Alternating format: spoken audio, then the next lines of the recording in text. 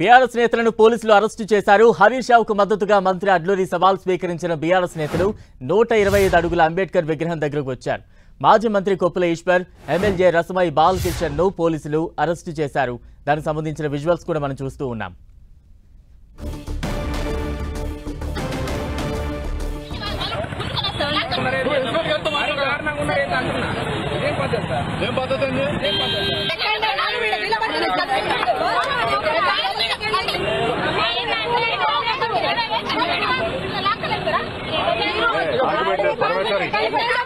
BRS నేతలను పోలీసులు arrest చేశారు. ఇక తాజా అప్డేట్స్ అందించేందుకు ప్రతినిధి ప్రతాప్ సిద్ధంగా ఉన్నారు. ప్రతాప్.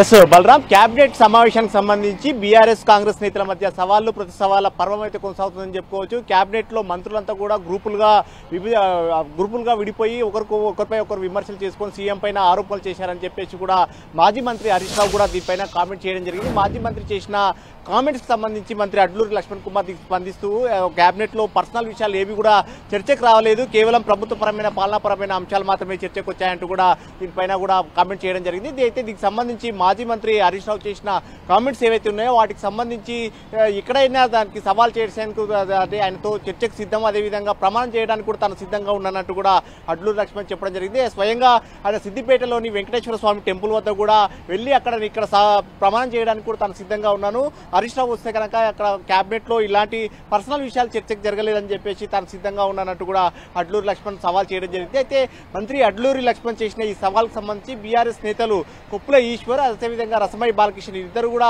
సవాల్ను స్వీకరించడం జరిగింది. హరీష్ రావు తరఫున మేము చర్చకు సిద్ధం, తాము వస్తాము, 125 అడుగుల విగ్రహం వద్దకు తాము వస్తామంటూ కూడా ఈ సవాల్ను స్వీకరించడం జరిగింది. ఇక్కడికి కాసేపటి క్రితమే ఇక్కడ 125 అడుగుల విగ్రహం వద్ద కూడా రావడం జరిగింది.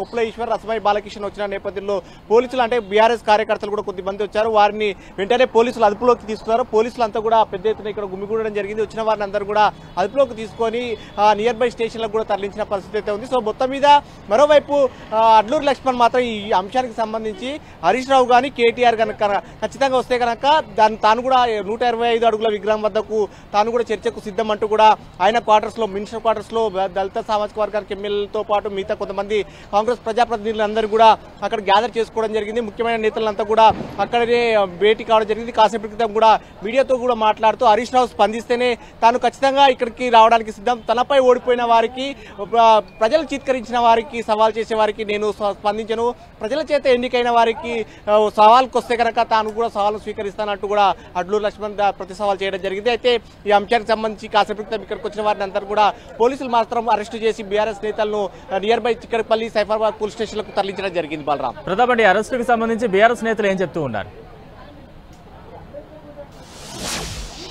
దీనికి సంబంధించి సవాళ్లు ఖచ్చితంగా మంత్రి చేసిన సవాళ్లు నిరూపించడానికి మేము సిద్ధంగా ఉన్నాం.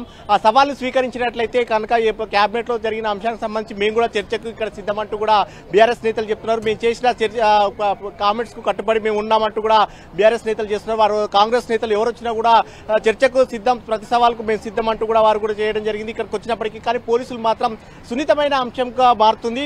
ఇరు వర్గాలు వచ్చినట్లయితే కనుక ఘర్షణ వాతావరణం నెలకొనే అవకాశం ఉందనే ఆలోచనతో ఇక్కడికి వచ్చిన వారిని అందరూ కూడా అరెస్టు చేస్తున్నారు. మరోవైపు కాంగ్రెస్ నేతలు మాత్రం మినిస్టర్ క్వార్టర్స్ లోనే ఉన్నారు. హరీష్ రావు వస్తే మాత్రమే మేము చర్చకు సిద్ధం అంటున్నారు.